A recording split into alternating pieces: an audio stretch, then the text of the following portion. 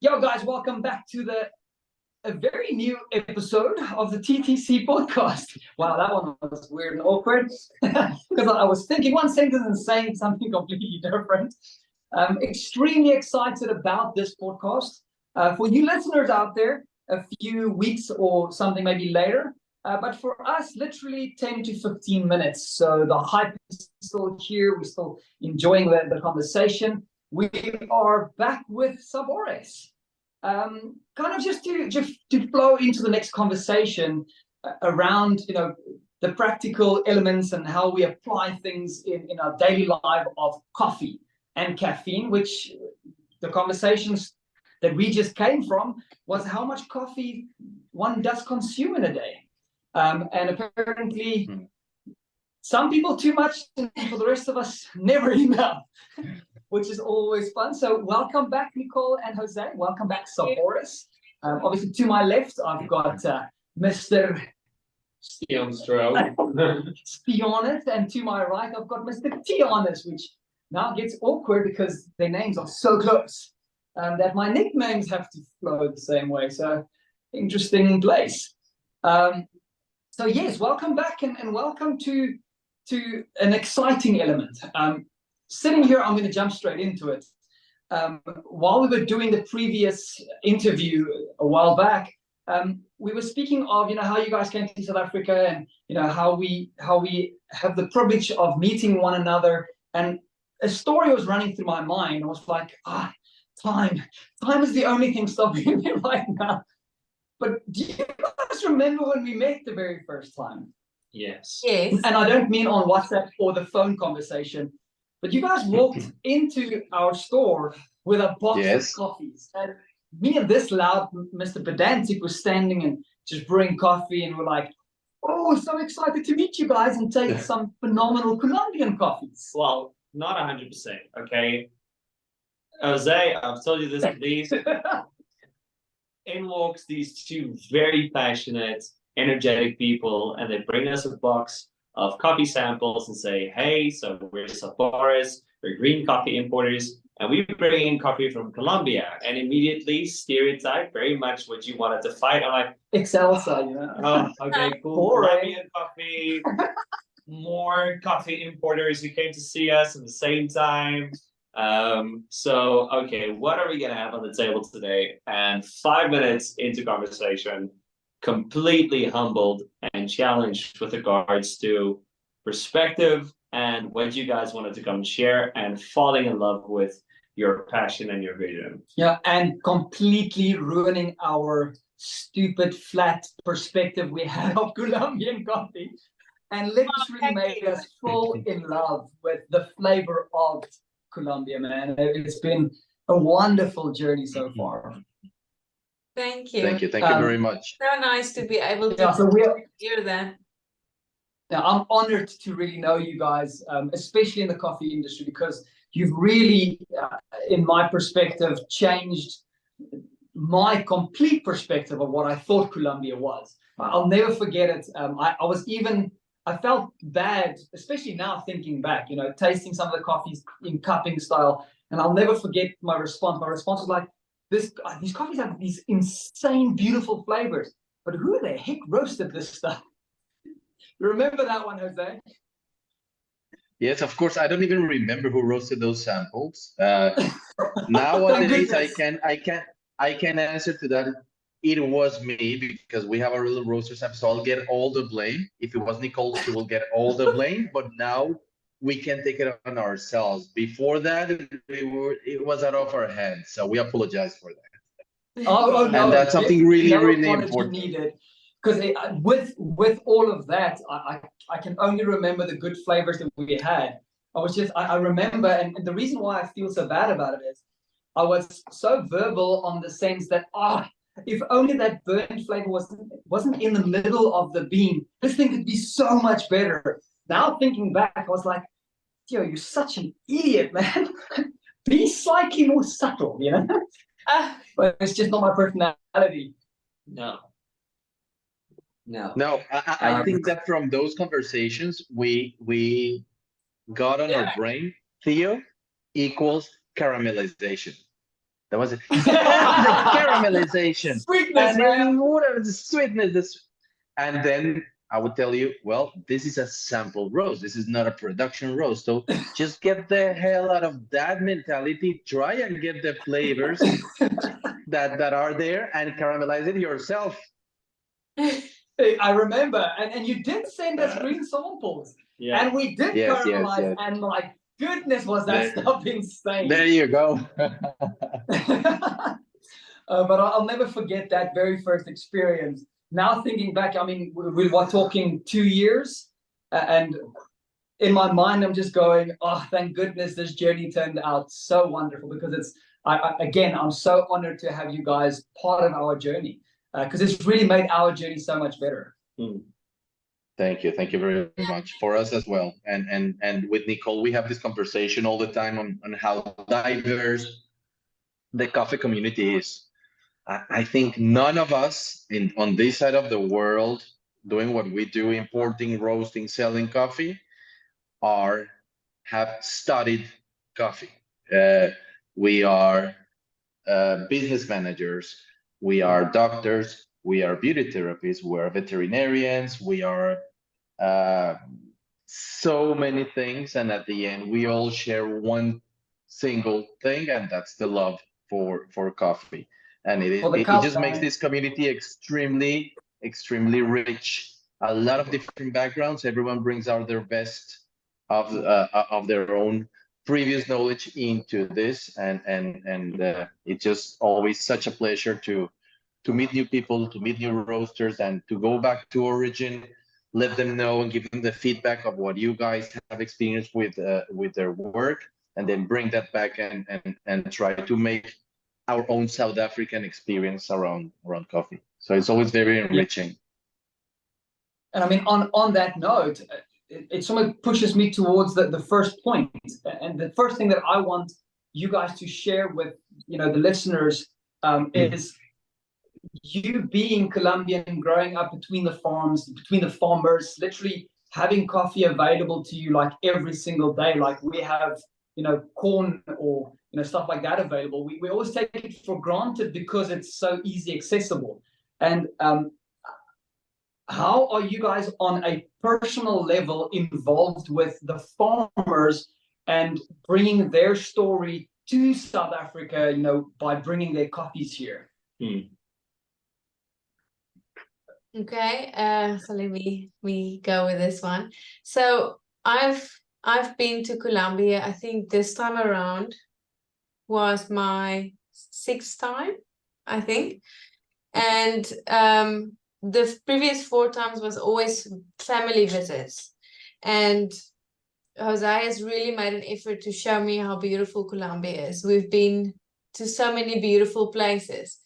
But 2 years ago, when we went to our first farm visits, it was like a whole new world opened up of Colombia, because it's not just the people, but it's also to stand on a coffee farm and the landscapes of it, because I grew up on a farm. I'm used to apples and pears, flat surface, it's beautiful. But then when you're on a coffee farm, we're on the mountains, and you just see mountains and mountains of greenery and the coffee trees and all the beautiful cherries being orange, red, green. It's just I don't even know how to explain it in words. It's breathtaking. It's really beautiful, and that itself is like, I love coffee. I love being you get to meet these guys, and this was now the 2nd time we met with them, and we stay with them in their houses.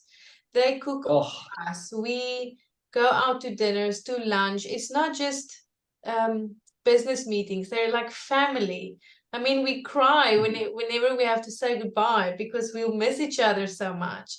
So I think for us, it's not just a business partner that we have in Colombia that we bring coffee from, but it's family and it's friends, and we all support each other, and we're so proud to be able to say, like, we're bringing these guys coffees to South Africa, and I think that's how we can share with everyone here our love for Colombia.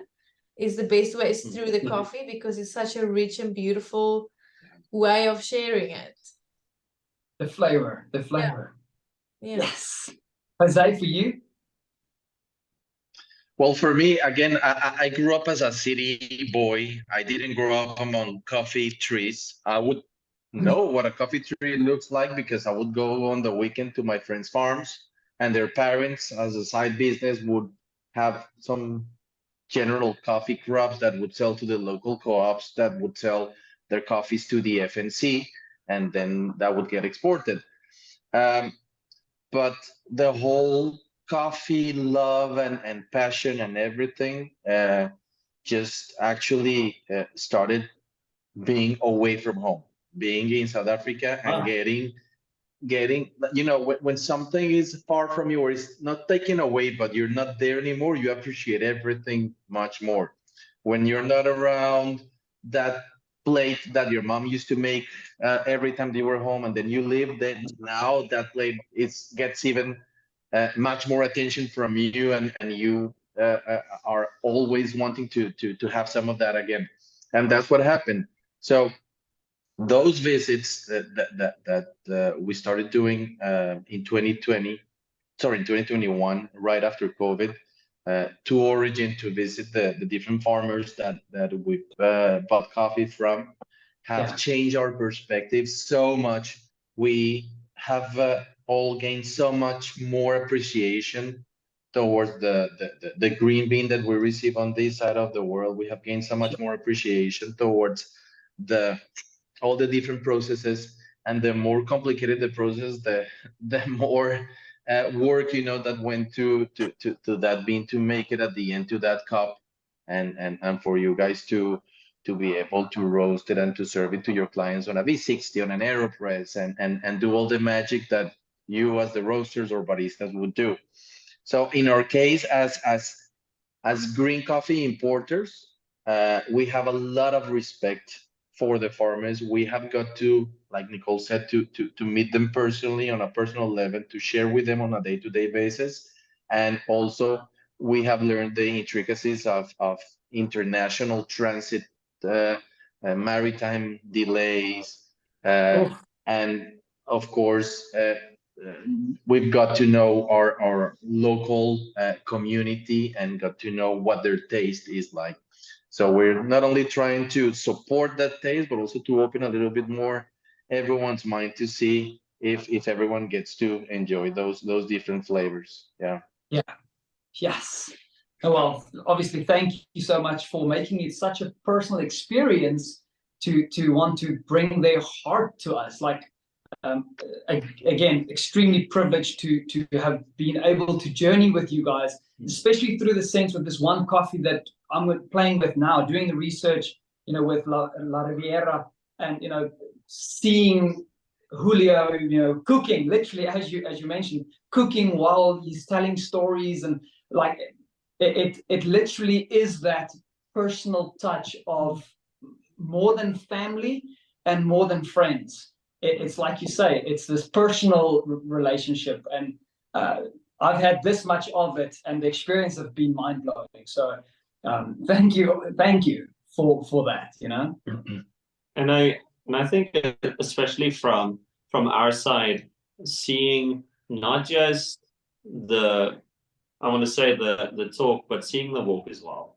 The effort that you guys put in on your last trip, bringing Elkin and Rodrigo on an interview, posing questions, as well as giving us access to be able to communicate with them. people as phenomenal as they are, I mean, they're legends in the coffee industry. And in April, the time that you took to facilitate a conversation between me and Elkin, you know, being the translator, patiently sitting there, trying to remember everything, making notes, and then, you know, communicating not just in different languages, but really communicating the heart of the farmer, which I think is something that drew us towards spending more time with you, and not just tasting what's in a cup, but really tasting with our hearts as well. And I think, especially on your last trip, you guys, the focus that you put on the farmer, connecting us with the farmer, and some of the feedback that we got from the questions, I think give us a little bit of a perspective.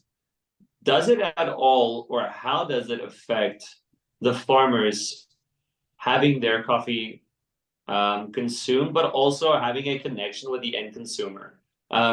Does it make a difference to them? How does it affect them? And how have you experienced that connection guide them or inspire them in what they do? Well, in our case, we are lucky to be in this value chain, and we are kind of like in the middle. So you might call us the middlemen, but it's more, in our case, we feel like we're the bridge. El puente. El puente, that's right, el puente. So we are el puente, or the bridge between our clients, which will be the local South African, Zimbabwean, or Namibian roasters, and then the coffee producer. And thanks to the fact that we are offering the coffee to you face to face, that we see that you tell us what your client feedback was, or we see your reaction.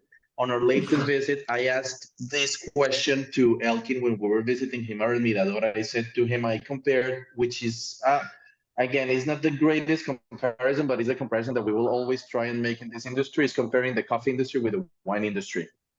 Yes. So I asked him, let's say you are a French winemaker that comes from a family who has made wine in Bordeaux since the, I don't know, 1600s. And now we have this consumer, or that has a restaurant that buys your French wine and comes to visit your farm, your wine farm, and starts to talk to you about, oh yeah, this wine is great. It has this and this notes, but you know what? I would prefer if the wine had more tropical notes, or I would prefer if my wine was more acetic or more lactic, or if you fermented it for less. That doesn't happen really, or at least that often in the wine industry. Yeah, the winemakers have their secrets, and the winemakers do adjust their ways of making wine, of course, with trends and stuff. But it's quite a traditional way, and the way I do it is the way you're going to enjoy it, and then you enjoy it, and that's it. When it comes to coffee, it's actually not really that fair, but it's actually very interesting because it allows us to evolve so fast. And all the farmers that we've talked to are really happy. Their ears are very much open, and they listen to the feedback that roasters all over the world give to them. Sure. Whenever they go to an expo, the roasters will say, "Oh, this purple caturra was great. You know what? It would be great if you did a purple caturra that tasted like blueberries." And the other one, "Oh, you know what? This was great, but it's too much on my face. This naturally is too wild. Maybe just tone it down." They're giving them feedback, but at the same time, they're trying to give them indications on how to prepare and how to process their next few coffees.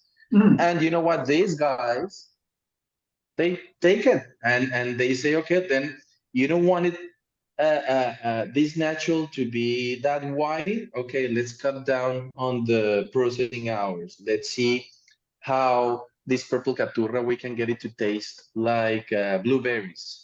And we can get this one to taste like whiskey or like rum. And I remember that one. So when you ask me about the feedback, if that affects the way they produce coffee, 100%. They're constantly evolving and they want to be challenged. Elkin and Rodrigo said, that's fine with us. We know, thanks to the feedback, we know where the industry is going. Of course, them as coffee producers want to sell more. Financially, it's better for them. So they will adjust their formulas, and they will go towards where people want them to go, and they discover great things along the way. But that doesn't happen from one day to another. It's a trial and error type of thing, and it takes a lot of experience, and it takes a lot of that feedback. And just to give you an idea, on this trip, they all told us, all of the farmers that we asked, tell us that the current trend is to cut down on fermentation times. They're currently not often doing those 100, 200 hours fermentations, but they're cutting it down to 70 to 48 hours or so. Yeah. People are requesting, because it's a request, for cleaner coffees, or coffees that are more washed traditionally than those crazy experimental coffees. Wow. There's a market for everything, I think. And again, they do it, and if they see that the other people on the other side of the world like it, they will keep on doing it for us. Sure. Like it's amazing how a farmer, like, I think that the thing I appreciate so much about the coffee industry, especially with your comparison to the wine industry, like wine has kind of found its feet in the sense where we know when we're going to enjoy a glass of wine, you know, you're going to quickly sit with a beautiful meal, you're going to take out maybe one or two different glasses. Nicole, you obviously being from Cape Town, I'm sure you've got a personal experience with that journey that you travel with that one specific type of wine. In the sense where you've built a relationship, you've tasted the same winery, you know, 6, 7, 8, 10 years in a row, even though it's one bottle a year. Where in coffee, we never had that. We never had the traceability or the transparency to see, oh, okay, so this guy played with this coffee last year. He created a natural, like you mentioned, 103-hour fermentation. He dried it, you know, in the sun and shade. We roasted 15 different batches or profiles. We tasted it, and we're like, oh, okay, interesting. Next year, normally, okay, cool. So where else do we buy coffee from? Now we get to experience the same coffee, less fermented, or a different fermentation style, or like you say, cleaner, washed with something that we go, oh, wow, we missed this last time. Like, my goodness. It's only been 2 years for me now where I've had the experience to, you know, have the same cup from the same producer, same drying beds, same processors, you know, the same team of guys working on the coffee, but doing something different, giving me the same coffee, but a completely different experience. We've never had that up until now. And I think there's a humongous future and opportunity for the coffee industry to grow, like, completely out of its, you know, its normal circumstances, to open our eyes to a bigger picture. I know for a fact, for instance, Stian, his only experience was Colombia Excelsa, and it was second crack dark roasted coffee, because that's, you know, who he was journeying with in a very small area of South Africa. The kind of experience that is only healed by time in psychology or psychiatry. Something like that. And so maybe, like, sharing your very first experience with Colombia, I'll never forget it. He always makes the joke when he joined the team, he didn't know what a V60 was. You know, as soon as he said V60, he was on Google going, V60. Yeah. And so he made him some Colombian coffees. Can you still remember the explosion of flavor in your mouth? Well, if I'm not mistaken, my first Colombian coffee was El Puente. The bridge. Yeah, and I remember I like doing research about the coffee I'm drinking, and so, and I heard a story about the bridge and whatever. But I remember making it for myself on the little knowledge I have, and it was quite good, above the average and usual. And then Mr. Pendenti came and said, okay, what method did you use? I said, no, the V60. And he said, all right, what was your ratio? And I said, no, 1:10, because I enjoy 1:10 ratios. And he said, okay, well, that's slightly heavy, but let me make it for you. And he changed it. And the next moment, I stood still and I looked at him and I said, what the hell did you just do? Because you used the same coffee, the same method, and the same ratio, but it completely exploded in my mouth. And I couldn't understand what just happened to me, because, well, you say Sabores, what flavors? Sorry, what Flavor flavors? of Colombia. Flavor of Colombia. And I'm just like, well, this is something insane. I want more of this. And yeah, then I remember the tasting we actually did with you, with your samples, the first time I met you guys. When we had the samples there, I was just like, how do you compare these cups? Like, how do you choose one that's good? Because I think there was 8 at that moment on the table, and all 8 of them was like, guys, every cup is insane. So yeah, it was really, really. It's funny when you, Jose, mentioned your favorite coffees earlier in the previous podcast or episode. My personal favorite now also is Colombian first and then Ethiopian. I always choose between those regions. And yeah, I usually go with the natural and honey processes. But after a bit more knowledge, yeah.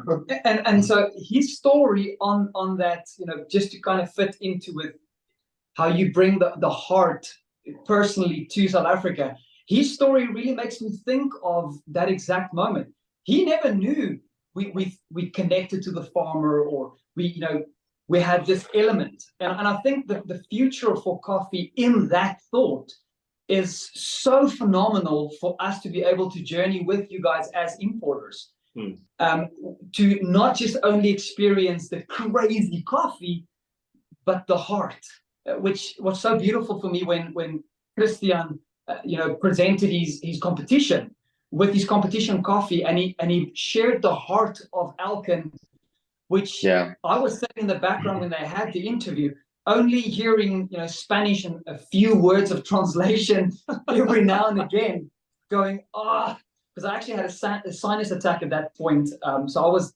man down. My head was this big.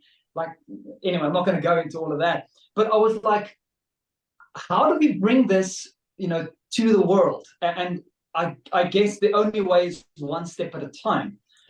So now, Nicole, for you personally, on that level of being South African and having obviously a slightly different perspective on flavor, we all being Gautengers, from the good old Pretoria and Joburg, we never really have experience with things like wine growing up, or different types of, I knew there was grapes, purple ones and green ones. And I know what I enjoyed, but I never really journeyed with it like Cape Townians do. How was your experience being on a personal level, knowing not just the heart and now the flavor, but the full picture? What has been the experience for you? With the coffee versus the wine? Well, yes. So your personal growing up experience, between having the palate with different wines and now experiencing the same thing in coffee. Well, to be honest with you, I still have a long way to go with all the flavors of coffee. I think it's so complex, but I have to say it's such a nice journey, and I feel like this year, for the first time in Colombia as well, it's just, I don't even know how to describe it. I finally feel it actually seems overwhelming. Yeah.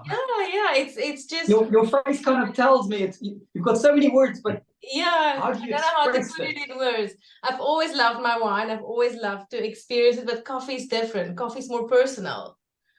So that it's just great to be able to experience that. And now being in Colombia, when we were with Alken and Rodrigo, we were actually at the mill one day, and they had 48 coffees on the table for us to cup. And each one so different from each other. One so different. It's difficult to decide which one is now your favorite one. But he cares about 8. Experience all these different flavors is just amazing. It's more personal thing, and that's an area where I would love to learn and develop more. But already I feel like it's just blown my mind already. Yeah. Yes. Okay. I know you've given me 48 coffees. We've done that once. Yeah, but it was not from. It was different origins. Very different. We had to From different parts of the world. We divided it in 2 days. But those 48 coffees were only from Alken and Rodrigo. Oh my goodness. And that same day after that cupping, I went on to another farm called El Diviso, And I tasted and I think I cupped another 25 different coffees. Oh my. I'm betting you had Yeah. palate fatigue, right? Just No, but they were also so great, and I was just overwhelmed. Like Nicole said, it's Yeah, you so get overwhelmed. such complex coffees, such delicious coffee. Even their decaf was absolutely amazing. Okay, now that's something I have to taste because yes. I've never. Yeah, I think I can't. I have to be honest. I've never tasted a good decaf. So, except of course Yeah. the decaf or caffeine-free one, which yeah, Lorena the just remote tastes one too. legendary. You know? Yes, Oh wow. Okay. We are like, I think we've got a minute and a half left before we're gonna Yes. be kicked out. Again.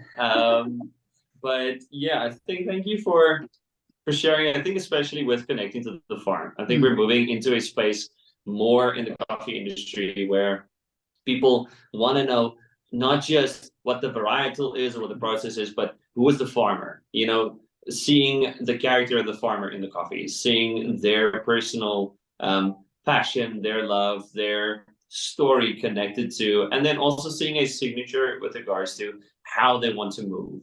And what they want to share with the industry itself.